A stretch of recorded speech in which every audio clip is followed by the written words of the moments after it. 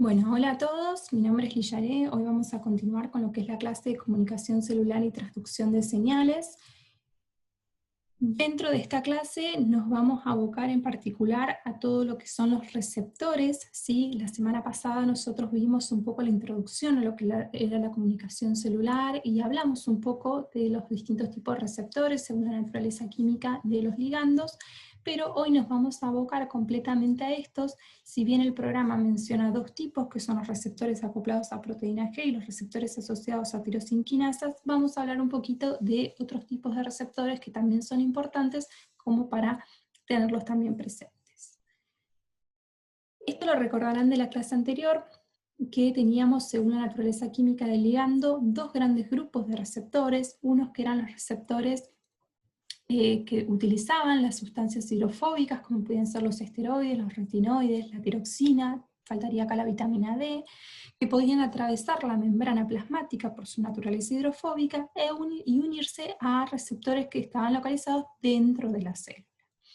A diferencia de los receptores que utilizaban, las sustancias hidrofílicas, como podían ser aminoácidos pequeños, que serían las moléculas pequeñas, los péptidos, las proteínas, estas sustancias se unen a su receptor que está localizado en la superficie celular y es esta unión, ligando-receptor, la que va a desencadenar una respuesta dentro de la célula, pero en una forma más indirecta, ¿sí? Ahora vamos a estudiar con más detalle los distintos tipos que abarcan estos dos grandes grupos. Dentro de lo que son receptores intracelulares tenemos dos grupos. Esto va a tener que ver con la localización del receptor, ¿sí? Vamos a tener receptores que van a ser citoplasmáticos y otros que van a ser nucleares. En el esquema de acá, lo que nosotros vemos son receptores de tipo citoplasmático. En este caso el ligando está ingresando a la célula, se está uniendo a su receptor. Este complejo, una vez que se forma, ligando-receptor, se transfiere al núcleo, donde se une específicamente a determinadas zonas del ADN y modifica la expresión de determinados genes diana. La modificación puede ser activarlos o inhibirlos. La diferencia que tienen estos receptores es que unos van a estar localizados en el citoplasma y otros van a estar directamente localizados en el núcleo y directamente unidos al ADN. En cuanto se produzca la unión, supongamos que viene la hormona y que tiene su receptor nuclear y se produzca esa unión con el receptor, se modificará entonces recién ahí la expresión de ese gen, ¿sí? Es un mecanismo de acción muy directo que altera directamente la expresión de los genes, a diferencia de lo que son los receptores de superficie celular, donde van a tener que intervenir en mayor o menor medida otras moléculas para poder llevar adelante la señal que se necesita, ¿sí? Dependiendo del tipo celular. Dentro de estos receptores, en general los podemos dividir en tres grandes grupos para poder estudiarlos y entenderlos. La mayoría de los receptores que se encuentran en los distintos tipos celulares se pueden introducir en alguno de estos tres grupos. Uno de ellos son los receptores acoplados a proteína G, que están acá esquematizados con este.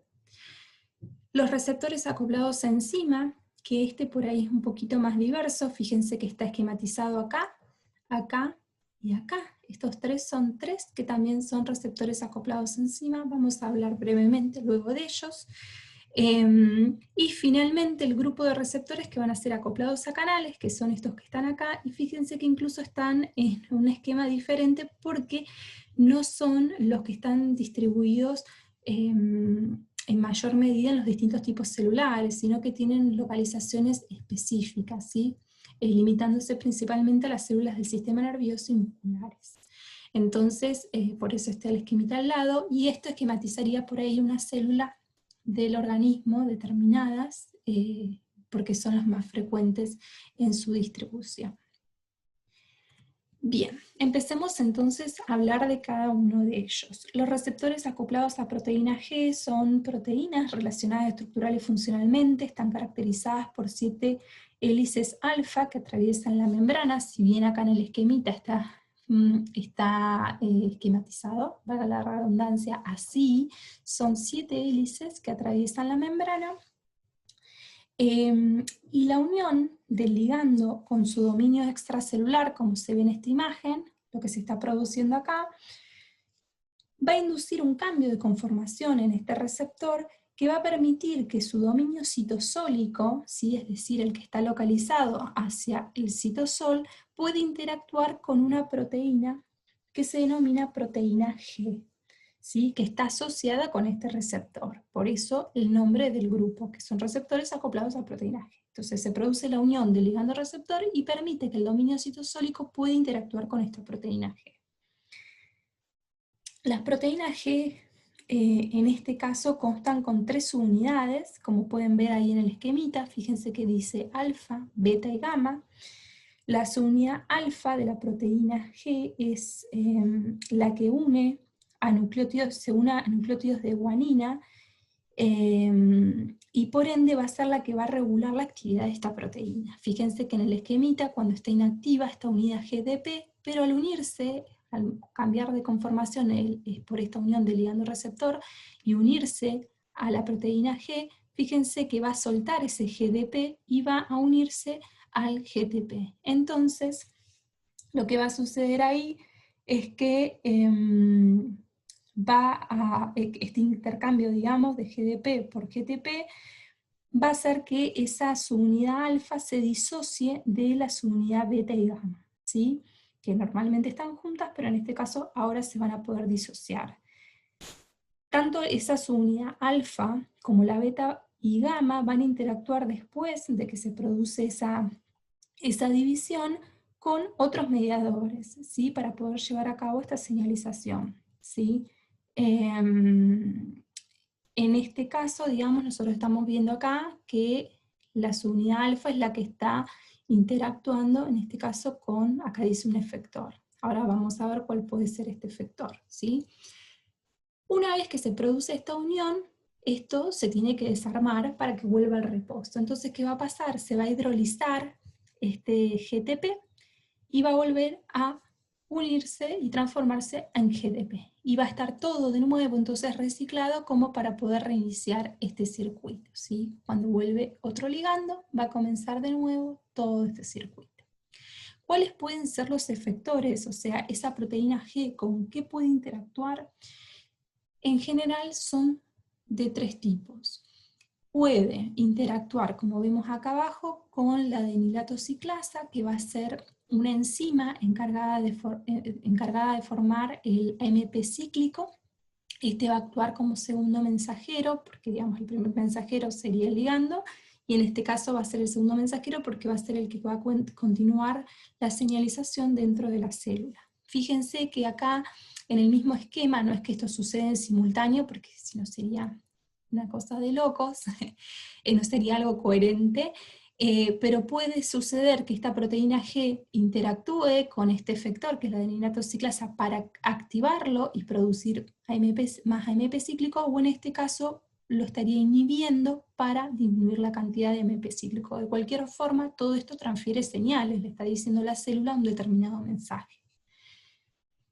Otra forma que puede suceder tras la unión del ligando-receptor y la activación de la proteína G y esta división que habíamos visto de las subunidades, es que la subunidad alfa interactúe con otro tipo de enzima. En vez de ser la adenilato ciclasa, va a ser la fosfolipasa C. La fosfolipasa C lo que va a hacer es interactuar con un fosfolípido que se encuentra en la membrana y lo va a escindir al fosfatininositol, lo va a escindir y va a formar diacilglicerol y fosfatininositol trifosfato. Estas dos sustancias van a actuar en este caso como segundo mensajero. Como lo que sucedía acá como en el AMP cíclico, va a suceder con el diacilglicerol y el inositol trifosfato, ¿sí? Mediante otros mecanismos, obviamente, van a activar después otros tipos de enzimas. En el diacilglicerol activar un determinado tipo de enzima, en este caso el inositol trifosfato lo que está haciendo es en el retículo endoplásmico liso modificar la función de los canales de calcio y generando que se libere calcio hacia el citosol. Todo esto induce un determinado tipo de señalización que no vamos a entrar en detalle porque son todos procesos muy complejos, pero es como para que lo tengan en mente y presente. Y finalmente, otra forma en la que puedo trabajar la proteína G es al activarse fíjense que se está relacionando con un canal directamente. Entonces, acá está cerrado el canal, cuando se activa y se disocian estas subunidades, la subunidad, en este caso beta y gamma, estaría interactuando con el canal y permitiendo el pasaje de un determinado ion. Esto es importante tener en cuenta porque depende del tipo de celular, va a ser por ahí diferente el efector de la proteína G, ¿sí? Con lo que va a interactuar esta proteína G. Y en base a eso también va a ser diferente la señal que se transfiera dentro de la célula, pero sí para tener en cuenta de que estos pueden ser las tres grandes formas en que esta proteína G va a lograr llevar a cabo la acción al activarse. Otro de los receptores que encontramos en las células son los acoplados enzima. Dentro de los más frecuentes y que están en general relacionados con factores de crecimiento, van a ser los receptores acoplados a tirosina quinasa. ¿Qué quiere decir esto? Que en estos receptores lo que va a suceder es que el dominio citosólico va a tener actividad tirosinquinasa, es decir, de fosforilar residuos de tirosina. De ahí su nombre, ¿no? La diferencia, que acá hay dos esquemitas, es que algunos receptores van a tener como parte intrínseca, digamos, como parte de su estructura va a ser esta función de tirosinquinasa, y otros, si bien no va a ser parte de su estructura, va a estar acoplados firmemente, es como que van a estar asociados a estas tirosinquinasas para poder funcionar. Entonces el mecanismo de acción va a ser el mismo en definitiva, pero la diferencia es que estructuralmente en este caso no van a estar formando parte de su estructura. Este tipo de receptores de tirosinquinasa en general están asociados a los que no forman parte de su estructura, estas quinasas, son los que están asociados a citoquinas, mientras que los que sí forman parte de su estructura son los que están asociados a factores de crecimiento, como les decía hoy. Pero la función va a ser la misma. ¿Qué va a suceder? Se va a unir el ligando al receptor, se va a producir la dimerización y lo que va a hacer, va a haber una fosforilación cruzada de estos residuos, se van a fosforilar entre sí en esos residuos de tirosina. Y luego, cuando esto se produce esta activación, esto va a llevar a que puedan interactuar con otras proteínas y puedan desencadenar esa cascada que veíamos hoy, esa señalización dentro de la célula. Lo mismo va a pasar con estos otros, solamente recuerden que no forman parte de su estructura, pero va a suceder lo mismo. Se une el ligando al receptor, se dimeriza, se fosforilan y luego se continúa la acción. Las vías de señalización, digamos, dentro de, esto era lo que les decía hoy de la cadenita esta que se producía o cascada de señalización. Esto va a depender según el tipo de receptor. Va a haber algunos receptores que van a tener una cadena más larga, donde va a haber más mediadores, ¿sí? Más moléculas entre medio, y por ahí otros que van a ser más directos, que se va a activar y directamente activar a una sola proteína más, y ya directamente se va a modificar, por ejemplo, la transcripción de un gen. Eso va a depender, pero bueno, no podemos hablar de cada vía en particular porque son muchísimas, pero sí hacer como un recordatorio general. Los receptores acoplados a tirosinquinasa en general funcionan de dos formas, es decir, una vez que se activó el receptor, ¿sí? se activó esa parte que era con actividad tirosina-quinasa, lo que se va a hacer es activar una proteína G, que en este caso, y a diferencia de la que vimos recién, no tiene subunidades, es una sola, es monomérica, es importante para no confundirla, y tiene un nombre que se llama RAS. Esto puede ser entonces cuando se hace la unión ligando-receptor, se activa esa proteína G y esta, una vez activa, empieza toda la cascada esta de fosforilación, ¿sí? Y si no, lo que puede suceder es que directamente, cuando se produce esta activación del receptor, se activa una enzima que es la fosfatidininositol 3 quinasa y esta empieza a fosforilar y haga la cascada. Esos son los dos mecanismos más frecuentes que pueden activarse. En este caso, acá nosotros tenemos el ejemplo de la proteína G, cómo se activa o cuando fuera directamente una quinasa, como para saber los mecanismos de acción, ¿sí? Entre los que cómo se activa y desactiva una proteína G y cómo se activa o desactiva por el agregado de un grupo fosfato. Cuando se produce esta cascada de fosforilación, estas proteínas pueden activarse o inhibirse. Eso puede producir la adición de grupos fosfatos según la proteína en la que estemos hablando, según la vía de señalización, es difícil por ahí hacer a veces generalidades porque hay muchas diferencias particulares en cada vía. Incluso algunas vías, como les decía hoy, por ejemplo, las de las citoquinas, van a activar directamente a las proteínas que están asociadas, que eran con función tirosinquinasa, van a activar directamente a un factor de transcripción, y mediante esa activación va a poder dirigirse al núcleo y poder activar los genes. Entonces, esto tengan en cuenta que es una generalidad y que después las diferencias específicas habrá que estudiarlas cuando se estudia la vía de señalización que se quiere estudiar, digamos, en específico. Dentro de los receptores acoplados a enzimas, yo les había mencionado hoy a su vez que existen distintos tipos. Dijimos que los más frecuentes eran los asociados o con función tirosinquinasa, pero tenemos que tener en cuenta que hay otros receptores que tienen función también enzimática, pero el mecanismo de acción va a ser diferente. No van a tener función de fosforilar residuos de tirosina, sino, por ejemplo, acá les puse un ejemplo, que es el de la vía WNT, que el receptor cuando se activa lo que va a hacer es poder desarmar un complejo proteico y que se encuentra en este caso unido a la beta-catenina. La beta-catenina puede ser que la recuerden de medios de unión. Lo que hacía la beta-catenina es formar parte de uno de los medios de unión de la membrana, y, o sea, se sintetiza una cantidad de beta-catenina, la beta-catenina se dirige al medio de unión de los que forma parte, y lo que sobra, que queda en el citoplasma, es fosforilado por este complejo y enviado a la destrucción. La fosforilación siempre marca destinos de las distintas proteínas o marca actividad, como les decía recién, que puede activar o inhibir determinadas proteínas. En este caso es como que se le pone un sello a la beta-catenina para que se la degrade. ¿Qué sucede cuando se activa este receptor? Fíjense que agarró a una parte de este grupito, no vamos a entrar en detalle con los nombres porque no es del interés, sino es como para poner un ejemplo, y al desarmarlo, lo que hace es liberar esta beta-catenina y permitir que se pueda ir al núcleo y activar determinados genes, ¿sí?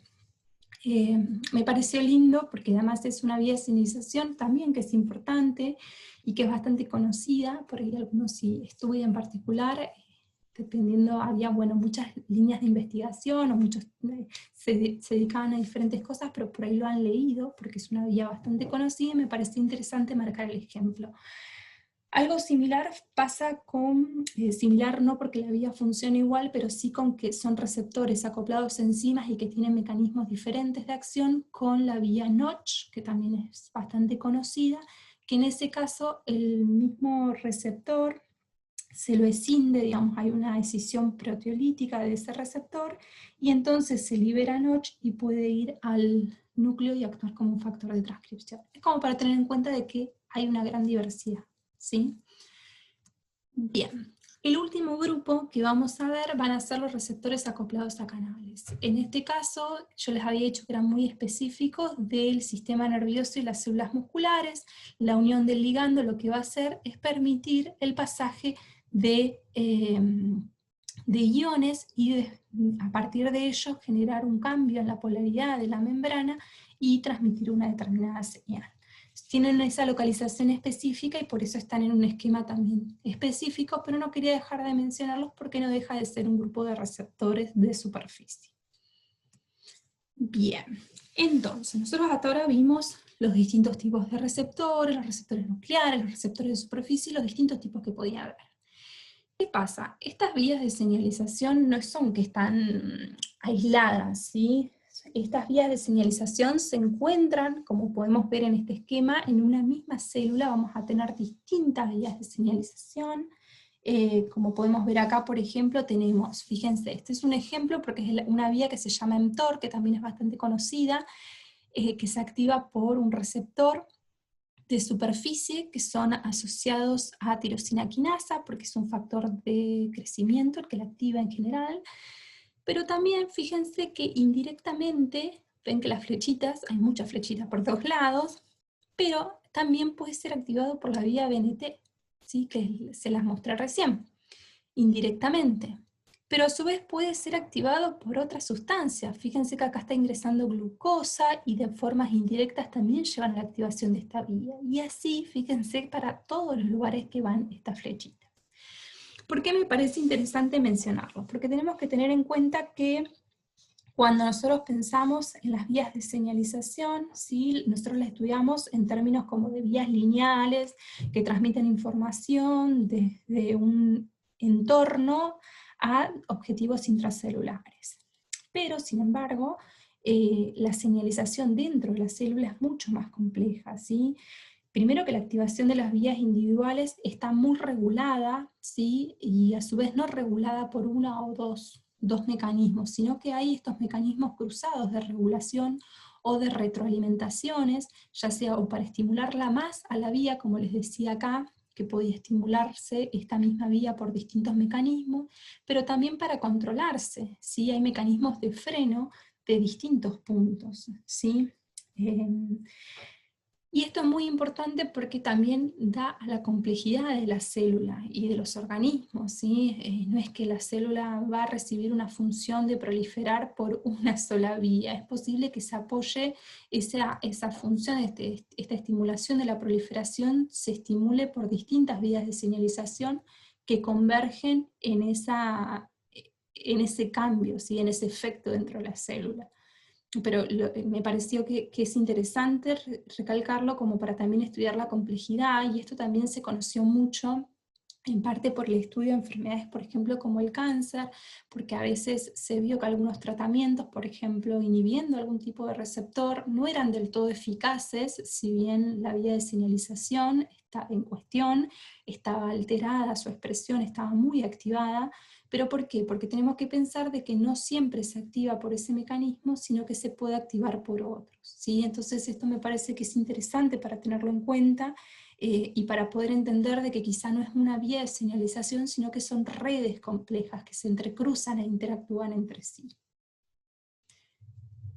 Y a su vez, también les quiero hacer una pequeña mención respecto al estudio. Yo les había mostrado este esquema la clase pasada respecto a cómo se desencadenaba la picazón o prurito mediante la liberación de distintos mediadores químicos. Recuerdan que era cuando hablábamos de mediadores de tipo paracrinos, ¿sí? La liberación a esta matriz extracelular de estos mediadores y cómo se desencadenaba el prurito. ¿Y por qué me pareció importante? Porque estos mediadores que yo les decía que se liberaban acá para desencadenar estos mecanismos de picazón que estaban por acá, por distintos lugares, por distintas células del sistema inmune, lo que van a hacer estos mediadores son citoquinas, que eran los que yo les mencionaba, que se unían a receptores asociados a tirosinquinasa, que es el que está acá en el ejemplo.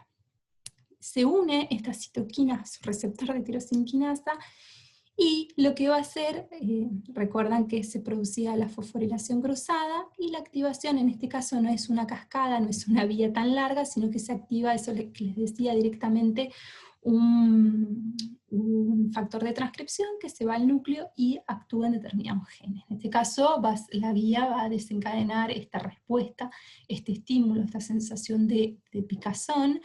Pero me pareció interesante porque para entender cómo es la complejidad de los mecanismos, cómo interactúan las células, cómo perciben estos estímulos, y a su vez que nosotros también estudiándolo podemos tener una aplicación en el beneficio, en este caso, por ejemplo, de pacientes, ¿sí?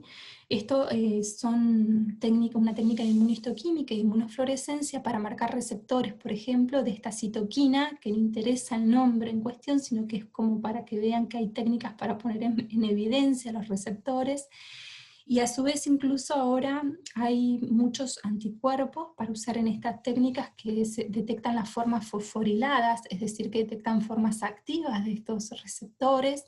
Entonces nosotros podemos saber si estas vías están activas, y con ello también podemos entender primero cómo funciona un mecanismo, y segundo también podemos mejorar, les decía, por ejemplo, la calidad de vida de pacientes, porque se pueden formular sustancias, fármacos, mejor dicho, digamos específicamente, que bloqueen, por ejemplo, estos receptores y disminuyan esa sensación de rascado intenso en el paciente. Estos son estudios se hicieron distintos estudios para caninos, en este caso. Bueno, como sabrán, soy médica veterinaria, así que la mayoría de los ejemplos por ahí van a tener que ver con mi área de estudio, pero tengamos en cuenta de que esto sucede también en medicina humana, ¿sí? En pacientes que tienen por ahí enfermedades de la piel que generan mucha picazón, también podría estudiarse. Es solamente a modo de mención, de poder entenderlo. Esto es una técnica en específico, podríamos hablar de otras técnicas como pueden ser Western Blot o otras técnicas moleculares, pero me pareció interesante como para ver un poco la aplicación, porque a veces queda distante la biología de su aplicación y me parece interesante tenerlo en cuenta. Bueno, eso es todo. Sé que es un tema complejo. Si hay algunas preguntas, alguien interesa por ahí desarrollar algún tema más, alguna vía de señalización más, me puede escribir a través de la plataforma. Yo voy a estar atenta a cualquiera de sus preguntas o comentarios. Nos vemos pronto.